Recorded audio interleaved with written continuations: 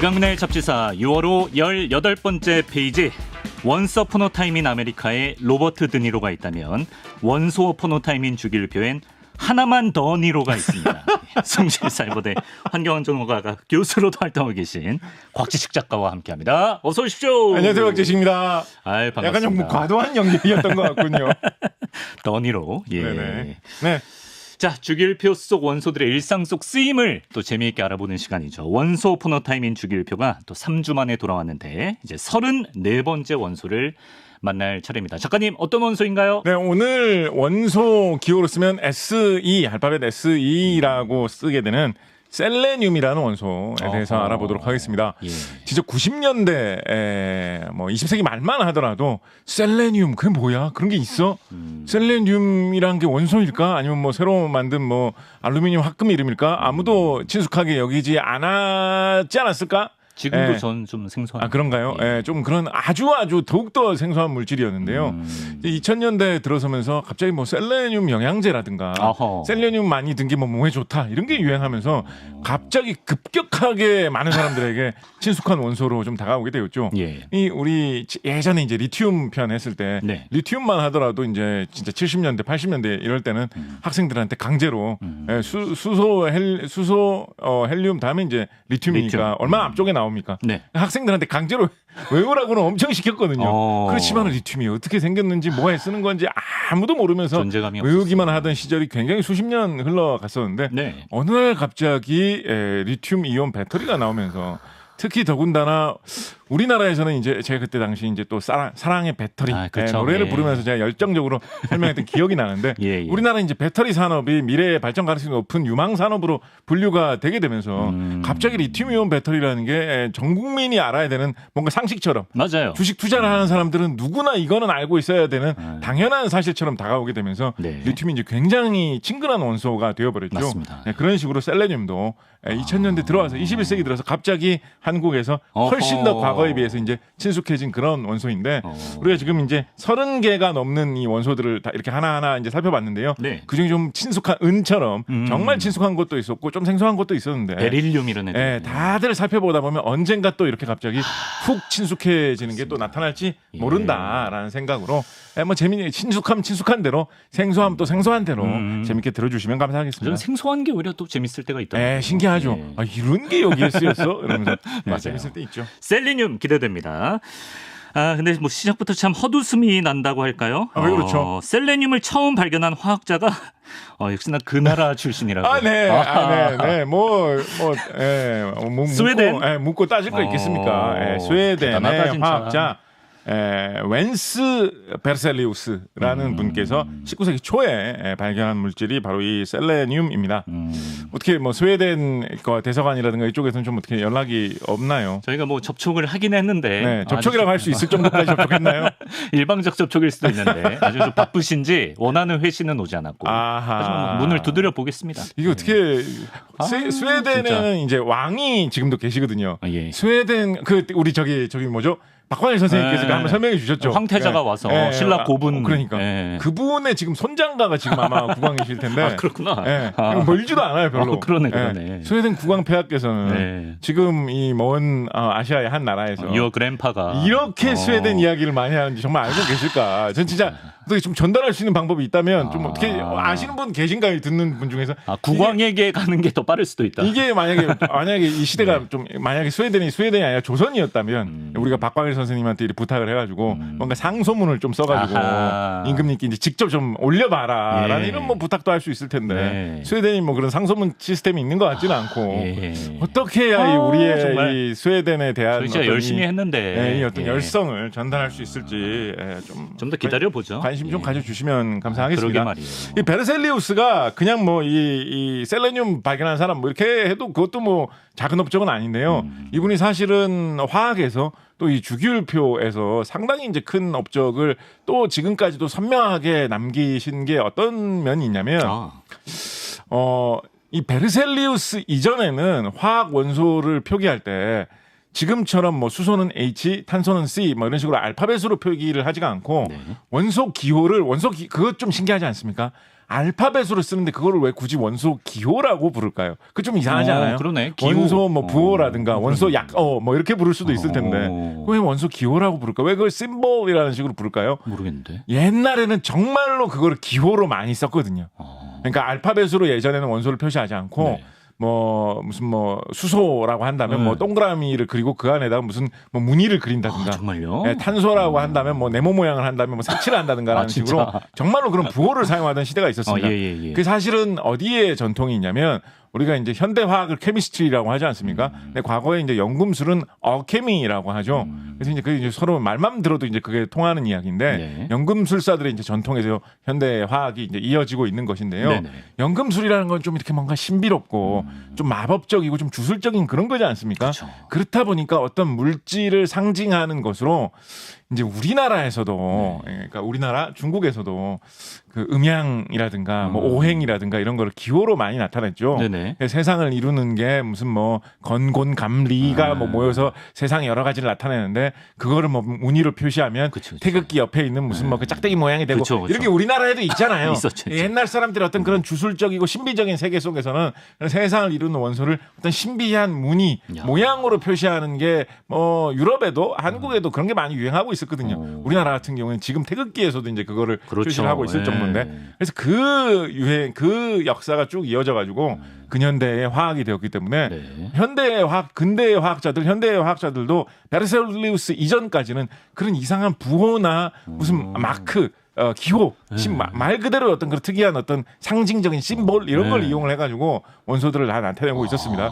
근데 이제 예전에는 이제 원소라고 하면 고대 그리스의 뭐 사원소설 뭐 이런 거 할 때는 원소가 4개다. 동양의 중국의 우리나라의 음양 오행. 그러면 세상은 5가지가 모여서 이루어진다. 뭐 이런 식으로 이제 했었는데 네. 근데 과학이 발달하고 보니까 원소가 4-5개 정도가 아닌 거죠. 최소 지금 예. 벌써 우리가 한꺼번에 34개인데 그러네. 지금 118개가 지금 있다라고 하거든요. 예. 현대에는. 그러니까 이거를 기호를 단지 34개만 하더라도 이거를 기호를 34개를 만들어가지고 그거를 외워가지고 하려고 뭐 일일이 그리고 하면 예. 더군다나 이거를 출판을 하려고 하면 예. 얼마나 복잡하고 좀 귀찮겠습니까. 괴기스러워질 것 같아.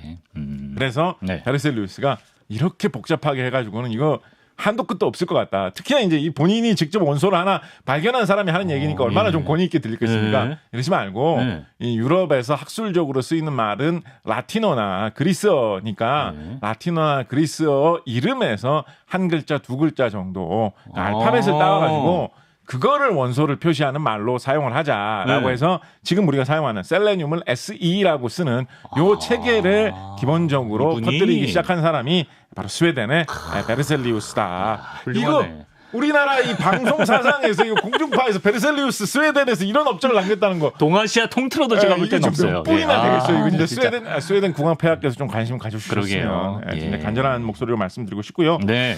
이분이 사실은 셀레늄 이름 붙인 과정도 사실은 약간 좀 이 업적의 뛰어남에 비해서 예. 이름 붙인 과정은 살짝 좀 어이없는데요. 왜요? 이분이 처음 셀레늄을 발견했을 때 다른 금속 원소였던 텔루리움이라는 원소하고 좀 착각해서 이거하고 텔루리움 아니야? 텔루리움하고 비슷한 건데? 라는 식으로 좀 착각한 혼동 속에서 많이 좀 고민을 했어요. 네네. 그러다가 나중에 이거는 텔루리움과는 구분되는 새로운 원소다. 내가 새로운 원소를 발견한 것 같다라고 생각을 하게 됐거든요. 네.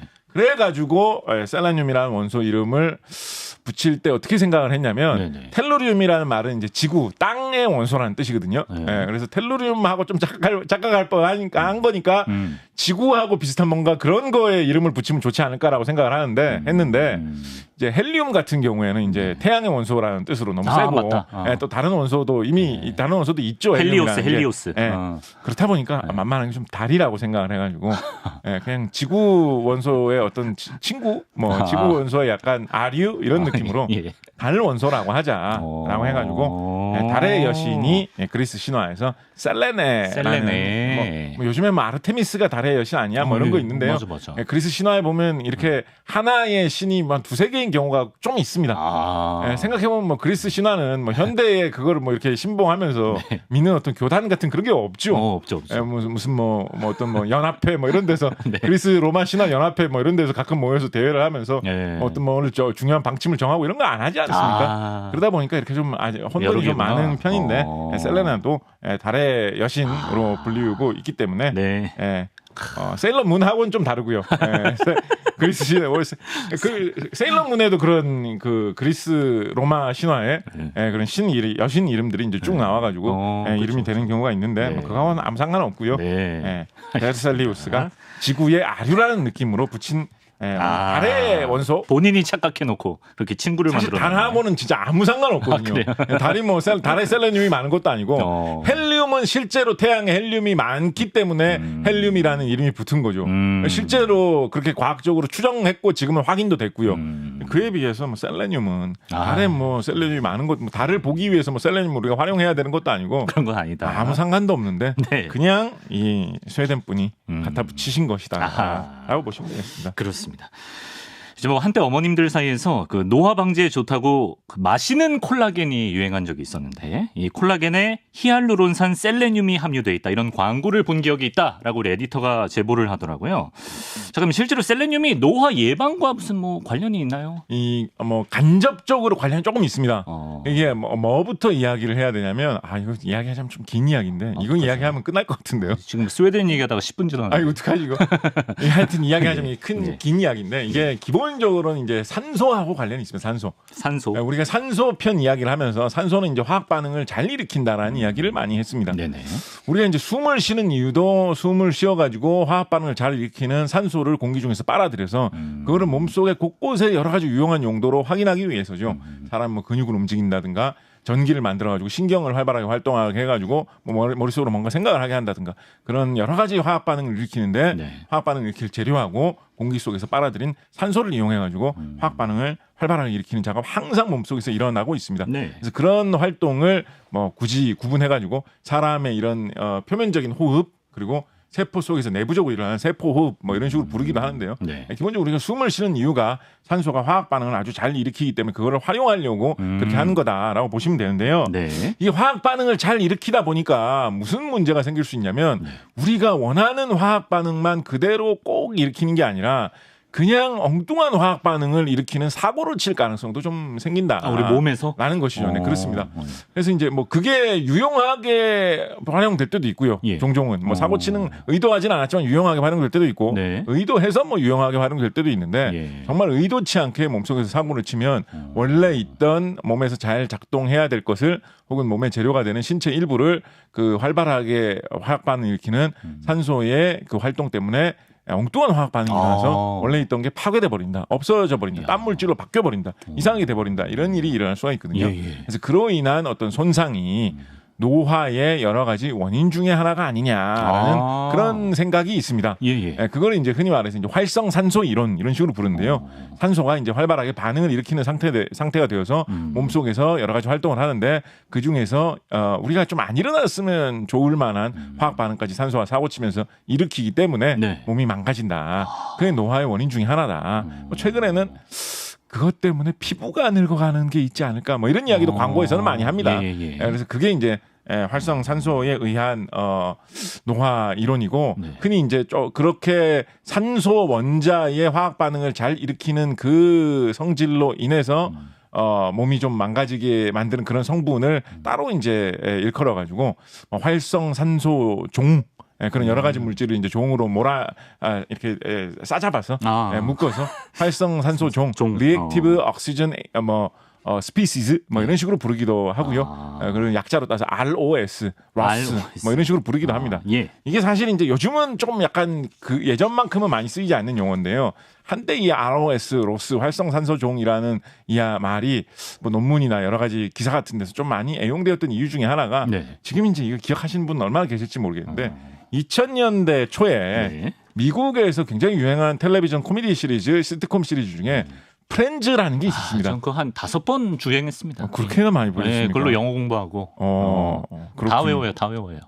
연배가 약간 그때하고는 조금 늦죠. 제가 좀 뭔가 조금 약간 맞아요. 그런 느낌이긴 한데 하여튼 거기서 나오는 이제 등장 인물 중에 로스라고 하는 주인공 중에 로스라고 거기서 ROSS인데 로스라고 하는 등장 인물이 있었는데 성까지 기억을 하시는 로스 켈러가 데이빗 슈이먼가 하는 배우가 연기했던 그 인물이 있었는데요.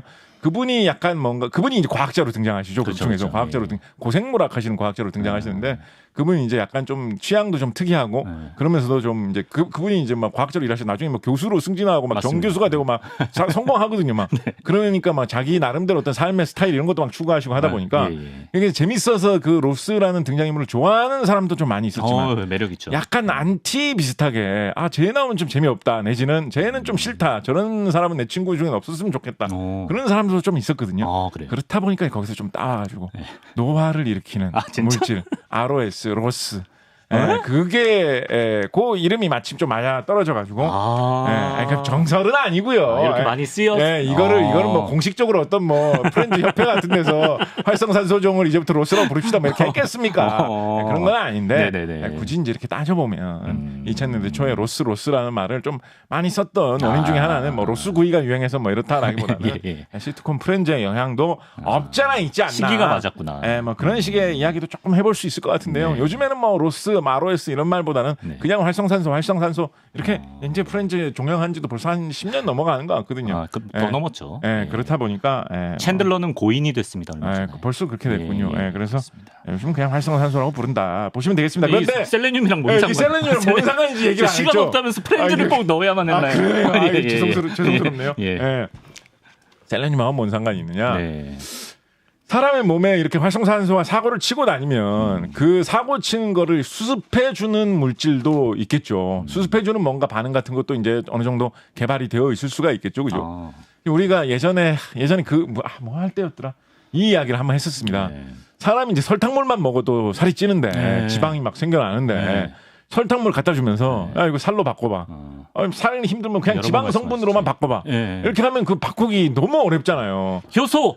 그렇습니다. 정답 효소. 바로 사람 몸속에는 효소라는 성분이 있기 때문에 다른 재료가 되는 물질이 들어오면 그거를 원자 단위로 다 분해를 해가지고 재조립을 해서 원하는 물질을 만들어주는 그런 성과를 내주는 그런 물질이 사람 몸속에 있어서 그 이제 통틀어서 그런 거를 사람 몸속에 사람이나 생물 몸속에 있는 거 기타 우리가 뭐 공업적으로 활용하는 거 다 통틀어서 우리가 이제 촉매라고 하고요. 촉매 중에서 단백질로 되어 있어서 생물의 몸속에 들어있으면 그 이제 효소라고 부르는데 이런 효소가 이런 신비한 여러 가지 화학 반응을 일으켜주는 그런 효과를 많이 하고 있습니다. 근데 그 중에서도 항산화 효소라고 해가지고 이 활성산소가 일으키는 여러 가지 사고치는 화학 반응 요거를 수습해주고 막아주고 복구해주는 그런 역할을 하는 효소들이 있는데 바로 그런 효소를 만들 때 그 재료로 셀레늄이 쓰이는 경우가 있다라고 해서 셀레늄을 먹으면 노화 방지에 도움이 된다라는 한 두세 단계 정도 건너뛰어 가지고 이제 나온 이야기죠. 보통 이제 이런 이야기를 하면서 도대체 그럼 그 효소가 뭔데 이런 거 좀 이야기 안 하고 얼렁뚱땅 넘어가는 경우가 있는데요. 우리 과학적으로 이렇게 얘기를 하는 이 귀한 34번째 원소까지 다룬 이 기회를 만나가지고 굳이 말씀을 드리면 글루타티온 페록시데이즈 같은 이런 효소가 이게 실제로 이제 항산화 작용 그러니까 활성산소가 사고치는 작용을 막아주는 역할을 하는 물질은 몸속에서 글루타티온 페록시데이즈라는 원소예요. 효소예요. 이 효소를 만들 때 셀레늄이 조금 필요합니다. 그렇기 때문에 셀레늄이 그러니까 반대로 얘기하면 셀레늄이 부족하면 글루타티온 페록시데이즈 같은 이런 효소가 안 만들어지겠죠. 그렇죠. 그러면 활성산소를 제대로 붙잡아 주지 못하겠죠. 그러면 활성산소가 사고치는 반응이 더 많이 생겨서 더 노화가 많이 일어날 확률이 높아지겠죠. 일리 있네 그럼. 그래서 이제 이런 이야기가 나온 것인데 그러니까 반대로 그렇다면 그렇다고 뒤집어서 이야기해가지고 그럼 우리가 셀레늄 덩어리만 먹으면 안 돼요. 그럼 큰일 납니다.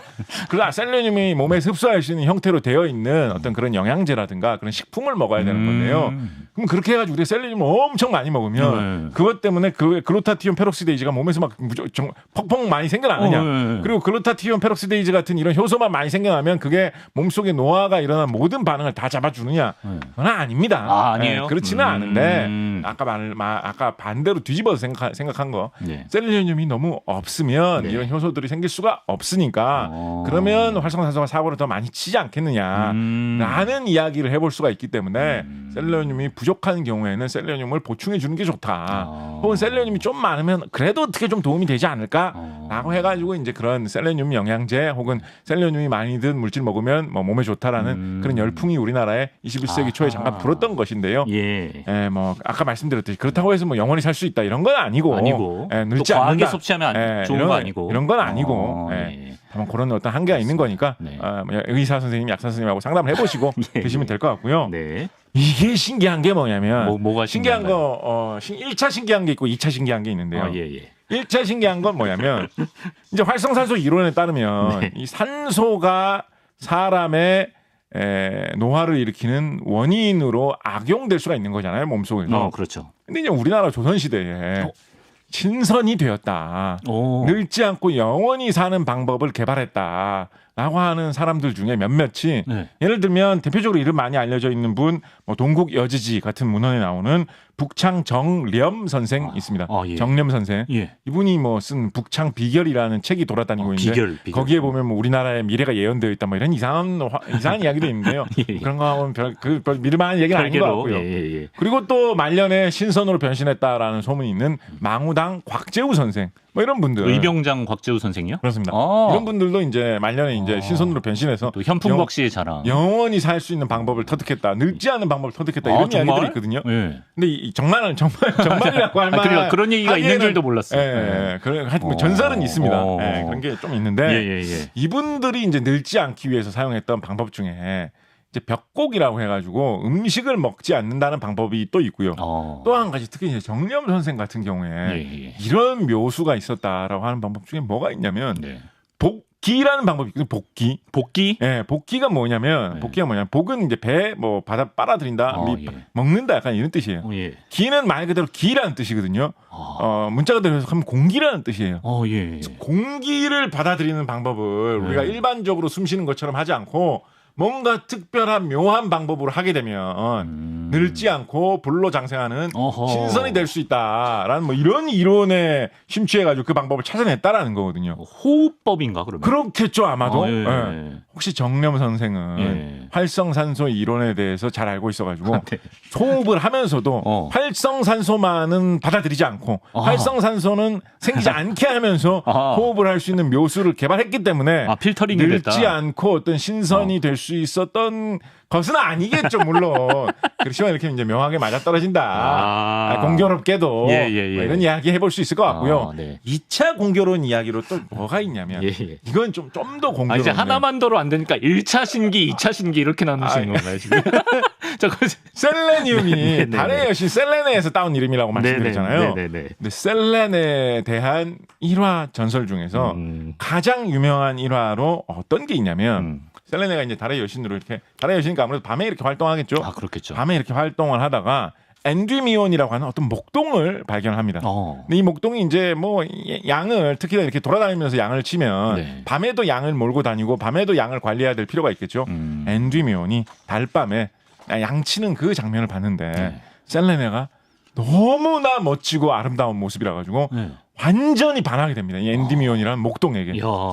대단하죠. 목동이라는 직업이 막 그렇게 뭐 예를 들면 뭐 의사라든가 변호사처럼 막 그렇게 많은 사람에게 인기를 그 정도로 많이 끌 수 있을 만한 직업은 아닐 것 같은데. 당시에는 뭐 흔했을 텐데. 엔드미온이라는 이 사람은 목동을 하면서 하늘에 달의 여신을 이렇게 반하게 했을 정도였다니 얼마나 좀 반하게 했다라고 하는데 아나운서님께서 꼬셨다라고 하셔도 되는 느낌이 걸까요? 살잖아요. 대단하지 않습니까? 이제 셀레네가 엔드미온을 뭐 이렇게 이제 진짜 우리 뭐 잘 살아보자 뭐 이렇게 아마 그런 마음을 품었겠죠. 그죠? 그렇게 이제 추진을 하려고 해보니까 큰 문제가 있었던 거죠. 자신은 달의 여신이기 때문에 여신이니까 뭐 늙지도 않고 병들지도 않고 영원히 살겠죠. 여신이니까.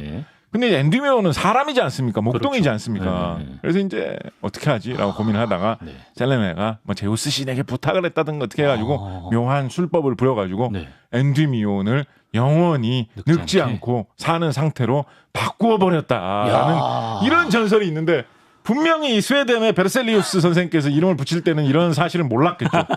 근데 묘하게 이거 셀레네라는 여신이 한 일과 정말 이게 한때는 이게 신기하다. 노화를 막는 데 도움이 되는 영양제 성분이라고 해가지고 인기가 있었던 이 셀레늄하고 이렇게 맞아 떨어지는 뭐 이런 게 있는데 이게 또 의외로 또 이게 약간 좀 이상하면서도 이게 묘하게 과학적으로 신화가 좀 맞아 떨어지는 게 이야, 그러면서도 조금 슬픈데요.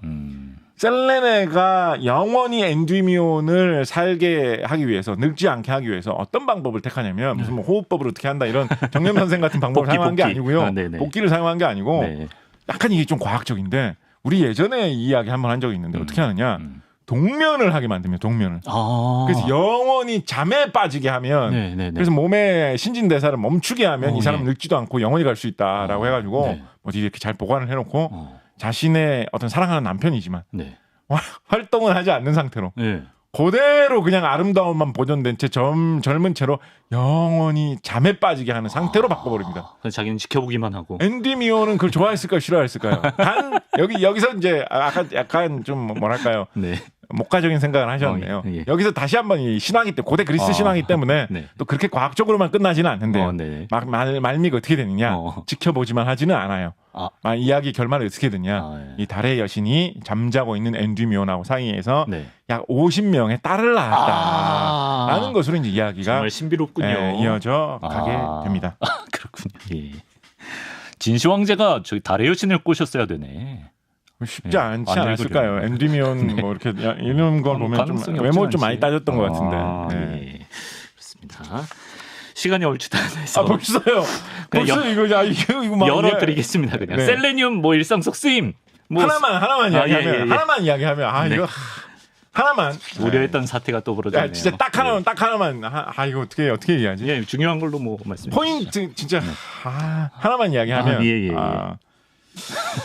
셀레늄으로 네. 퀀텀 닷이라는 거를 만들 수가 있습니다. 퀀텀 닷. 네, 퀀텀 닷이라는 네. 게 퀀텀이 이제 양자라는 뜻이잖아요. 네네네. 닷은 이제 점이라는 뜻이죠. 네. 양자점이라고 번역을 하는데요. 네. 점처럼 아주 작은 가루 모양을 만드는데 점처럼 점이라고 하시니까 이 가루 모양이라는 게 이제 나노 물질이라고 흔히 부르는 그런 계통의 물질이기 때문에 네. 가루 하나의 크기가 나노미터로 단위로 따져야 되는 나노미터가 100만 분의 1밀리미터거든요. 그러니까 나노미터로 따지면 그래도 한 몇십 밀리미터 되기 때문에 또 의외로 이 퀀텀 닷 양자점 크기를 보면 또 100만 분의 1밀리미터는 아니고 그보다는 좀 큽니다. 네, 그렇긴 한데 네. 하여튼 그래도 100만 분의 1밀리미터짜리 자로 죄도 대충 잴만하다라고 해서 이제 나노 물질이라고 부르는데요. 네. 그런 물질을 만들 때 이 셀레늄 그리고 이제 카드미움 같은 물질 이용을 해가지고 만들면 색깔이 아주 선명하면서도 명확하게 나오는 그런 물질을 만들 수가 있다라고 해가지고 그거를 그런 걸 만들어서 어디에 쓰겠습니까? 그 셀레늄 같은 경우에 특히 이제 전기하고 잘 반응을 해가지고 약간 전기적인 영향을 받으면 혹은 이제 전자기파인 다른 빛을 받으면 그걸 받아가지고 자기만의 빛을 내는 이런 성질이 나는 물질을 만들기가 좋은데요. 네. 요거를 만들면 어디에 사용하느냐? 뭐 페인트나 뭐 물감 중에 아주 뭐 선명한 색깔이 나오는데 만드느냐? 뭐 그렇게 사용하면 까짓거 사용할 수도 있겠지만 보통 그런 경우보다는 어디에 사용을 하냐면. 이 텔레비전이나 컴퓨터 화면이나 스마트폰 화면 중에 색깔이 아주 쨍하고 선명하게 나와야 될 때 그때 셀레늄과 카드뮴을 이용을 한 물질을 그냥 만드는 게 아니고 아까 말씀드렸듯이 100만 분의 1mm 단위로 따져야 될 경우 정도의 아주 가는 입자가 고운 가루로 만들면 그런 쨍한 색깔이 나는 그런 재료를 색소 물질을 만들어 가지고 화면을 만드는 데 사용될 수가 있는데요. 그런 물질 실제로 이제 우리나라에서 개발이 돼 가지고 우리나라 전자회사들이 아마 한두 번 들어보셨을 거예요. QLED QLED. 화면이다. QDOLED 화면이다라는 거 들어보셨는데요. 그런 거 만들 때 이 양자점 퀀텀 닷 만들어서 사용을 하는데 그거를 만들 때도 이제 셀레늄 사용이 되고 있다라는 것이고요. 이게 이제 하나 좀 재밌는 게 2020년도 10월 달이었던 것 같은데 이제 가을철 되면 이제 노벨상 수상자 발표하지 않습니까? 그렇죠. 근데 그때 당시에 한 세계적인 컨설팅 회사에서 한국의 화학자인 현택환 교수님께서 노벨 화학상을 받을 가능성이 좀 있다라고 해가지고 막 화제가 됐었던 적이 그래요? 있습니다. 예. 그때 당시 저한테 어떤 방송사에서 전화를 주셔가지고 진짜로 현택환 교수님이 노벨 화학상 수상자로 발표가 되면 그거에 대해서 좀 해설하는 그런 방송을 해줄 수 있느냐 저한테 막 연락도 온 적이 있어요. 그때 당시 막 열기가 달아올라가지고 가능성을 높게 봤나 봐. 현택환 선생님이 출생하신 고향 마을에 막 취재진이 막 가고 그랬어요. 거기에 살고 계시지 않거든요. 현택환 선생님 서울에 사시거든요. 서울대학교 교수님이세요. 그래서 서울에 사시는데 괜히 지금 이제 연고도 거의 없어진 고향 마을에 막 취재진도 가고 막 그랬거든요. 노벨상만 탄다면 뭐 당연히 그랬었는데 노벨상 이제 타지는 그때는 못 하셨죠. 근데 그게 아주 왕설레발은 아닌 것이 현태근 교수님이 뭘 하시는 분이냐면 예. 바로 이런 양자점 같은 나노 물질 만드는 실용적이고 아주 사용하기 좋은 기술을 개발하신 분이라 가지고 예. 그거에 대한 공적을 인정을 받아서 이제 노벨 화학상 받을지 않을까라는 이야기가 나왔던 건데 바웬디 박사님이라고 네. 현태관 교수님하고 비슷한 일 하신 분이 계세요. 두 분 아마 아실 거예요. 바웬디. 네, 바웬디 이분이 2023년도에 작년이죠. 네. 이분이 노벨상 받으셨거든요. 그러면 그러니까 현 약간- 교수님도 그러니까 이제 이게 이제 좀 애매한 게 예. 이게 두 가지로 생각해 볼 수 있는 거죠. 바웬디 박사님 받으셨으면 이제 현태권 교수님도 조금만 있으면 받을 수 있겠다라고 생각할 수도 있고 네. 또 한 가지로 반대로 생각을 해보면 예. 이 분야에서는 바웬디 박사에게 이제 상을 줬으니까 뭐 같은 걸로 또 뭐 한 그럴 수 사람 있다. 상 더 주지는 이제는 않겠지. 그럴 것 같아요. 노벨상은 이거 스웨덴에서 하는 거 아닙니까 이거? 그렇죠. 아니, 아니고요. 예, 노르웨이에서 아니고요. 예, 하죠. 노르웨이에서도 뭐 하고 예, 하니까. 예, 예, 예. 네, 하여튼 뭐 네.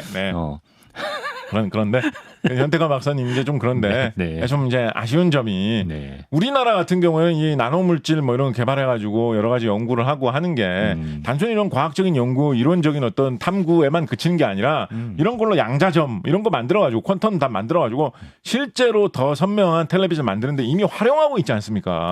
그렇죠. 산업적으로 발전해서 많이 팔고 있지 않습니까? 우리나라는 특히 잘 만들죠. 네, 이 정도로 네. 착착 성장해온 어떻게 보면 나노 어떤 강국 어떻게 보면 셀레늄 활용의 어떤 최적화된 어떤 뭐 기관차 선두 주자 뭐 이런 나라인데 예. 현태관 교수님께서 좀 한 스텝 약간 미끄러졌다는 것이 물론 뭐 현태관 교수님 굳이 노벨상 아니라도 이미 뭐 많은 영향을 훌륭하신 미친 분이고 분이지만. 후배 학자들 그리고 제자들이 존경받으신 분이지만은 약간은 이 딴 나라 분에게 넘어간 것이 조금은 아깝다. 아쉽네요. 라는 생각도 좀 해보고요. 네. 셀레늄 뭐 최근에는 이제 이렇게 빛하고 작용을 하는 그런 성질이 보이는 데서 활용 분야가 많기 때문에 우리나라 기업 중에는 이제 셀레늄을 잘 활용해가지고 오히려 이제 역으로 빛을 받아서 전기를 만들어내는 물질을 만드는데 활용을 하겠다라고 해가지고 빛을 받아서 전기를 만들어내는 물질 뭐겠습니까? 태양광 할 때 뭐. 셀레늄을 활용해가지고 네네네. 훨씬 더 성능이 좋은 태양광을 만들겠다. 뭐 이런 이야기도 국내 기업도 발표를 하고 있거든요. 태양 전지? 그렇습니다. 예. 그래서 앞으로 이렇게 좀 미래가 더 진전이 되게 되면 태양광 전지에 셀레늄 많이 쓰게 된다라든가 혹은 뭐 셀레늄을 이용한 이 양자점 디스플레이가 정말 많이 확대돼가지고 이렇게 해야지 아주 선명한 색깔로 볼 수가 있기 때문에 우리가 뭐 가상현실 이런 걸 한다고 한다면 진짜와 가상현실 구분되지 않는 거 이런 게 되게 중요하지 않습니까? 그러니까 훨씬 더 쨍한 진짜 같은 색깔로 보여주면 진짜로 구분하는지 이 구분을 착각하게 만들 수가 있을 그럴 수 테니까 있겠다. 가상현실에서는 이런 게 더 중요하거든요. 예. 예를 들어서 아침에 자다가 이렇게 일어났을 때 친구한테 아니 혹은 뭐 동생한테 가상현실 버추얼 리얼리티 기계를 자고 있는 동생한테 이렇게 몰래 이렇게 씌워 놓는 거죠. 그렇게 자고 일어났는데 사실은 제 시간에 일어났는데 자고 일어나가지고 옆에 딱 시계를 보니까 한 30분 지각한 걸로 보이는 거야. 근데 가상현실이 양자점 기계로 만들어가지고 너무 진짜처럼 보여가지고 나 진짜 지각했다 막 허겁지겁 막 털이 놀라게 쭈뼛어져. 만들고 뭐 가상현실이니까 해도 진짜로 좀 많이 뜬 것처럼 이렇게 막 조작해놓고 이러면 얼마나 동생을 진짜로 잘 놀려 아니 뭐 이런 가치 없는 뭐야, 용도 이게. 이런 가치 없는 용도로 과학자가 할 얘기야 이게. 이런 가치 없는 용도 말고 정말 무궁무진하게 좋은 용도로 많이 사용할 수 있겠죠. 그리고 또 하나 이렇게 사용하기 좋은 태양 전지가 훨씬 더 성능이 좋고 또 가볍고 얇게 잘 개발돼서 나온다면 그거를 뭐 우주에 들고 나가기도 훨씬 더 좋아지겠죠. 뭔가를 우주에 들고 나가기 위해서는 무게에 따라서 비용 상승이 너무나 극적으로 커지기 때문에 조금만 가벼워져도 우주에 들고 나가면 효율이 훨씬 더 커진다. 훨씬 더 경제적 가치가 크다라고 이야기해 볼 수가 있게 되거든요. 그러면 만약에 우리가 달에 건너가지고 달 기지를 짓고 달에서 우리 사람이 살게 된다라고 하면 달에서 우리가 동력원, 에너지원으로 사용할 수 있는 게 생각해보면 많지 않습니다. 석탄, 석유가 달에 있을 리는 없잖아요. 석탄, 석유는 생물의 몸이 변해가지고 된 거잖아요. 수억 년 전에 살던 생물이 화석이 돼가지고 변한 화석 연료가 석탄, 석유잖아요. 그러니까 달에 석탄, 석유가 있으면 그 달에 외계인이 살았다는 뜻이거든요. 그럴 리는 없단 말이에요. 달에 석탄, 석유 이런 거 없어요. 달에 무슨 바람이 불어서 풍력을 할 수 있는 것도 아니고 달에 물이 불어가지고 뭐 수력 발전소를 만들 수 있는 것도 아닙니다. 물이 흐르지 않기 때문에. 그러면 달에서 할 수 있는 게 뭐냐? 만만한 게 태양광 정도거든요. 그러니까 달에 달에서 뭔가 에너지를 사용하면서 사람이 살려면 태양광 전지가 조금이라도 효율이 좋은 거를 지구에서 달까지 보내줘야 됩니다. 그러면 만약에 셀레늄을 이용을 해가지고 조금이라도 효율이 더 좋은 태양광 전지를 만들 수 있다면 네. 그거를 달에 뭉탱뭉탱 많이 보낼 수밖에 없게 되겠죠. 달에 사람이 살 수 그렇죠. 있다면. 네. 그렇다면 정말 우리 베르셀리우스가 19세기 초에 네. 예, 그냥 착각해가지고 본인 착각 때문에 내 실수했네. 실수 그 자체를 이름으로 한번 살려볼까? 라는 이런 엉뚱한 이유로 그러네. 예, 달의 여신 이름을 셀레늄에 붙였지만 네. 앞으로 미래에 우리가 달 기지를 건설하고 거기에 셀레늄 태양광 전지를 설치하게 된다면 정말 오래간만에 셀레늄이라는 이름에 걸맞게 야. 우리가 셀레늄을 사용하게 되는 날도 오지 않겠느냐. 그러네요. 뭐 이런 상상도 해볼 수가 있겠죠. 예. 그렇지. 그 스웨덴 대사관에 대한 우리 일방적인 좀 애정이 강해져서 중간에 이제 약간 좀 지쳐서 울컥울컥 하시는 것 같은데 저희는 끊임없이 시도하겠습니다. 예, 접촉하도록 하겠습니다. 자, 오늘은 활성산소 제거, 또 양자점과 태양전지 개발, 더 나아가 우주로 날아갈지도 모르는 34번째 원소 셀레늄에 대해 알아봤습니다. 곽채식 작가님, 오늘 말씀 고맙습니다. 감사합니다.